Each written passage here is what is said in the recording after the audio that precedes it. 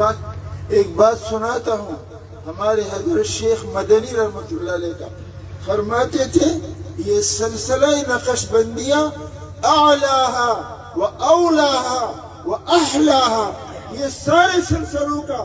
سب سے بڑا سلسلہ ہے، سب سے میٹھا سلسلہ ہے، سب سے پہلا سلسلہ ہے۔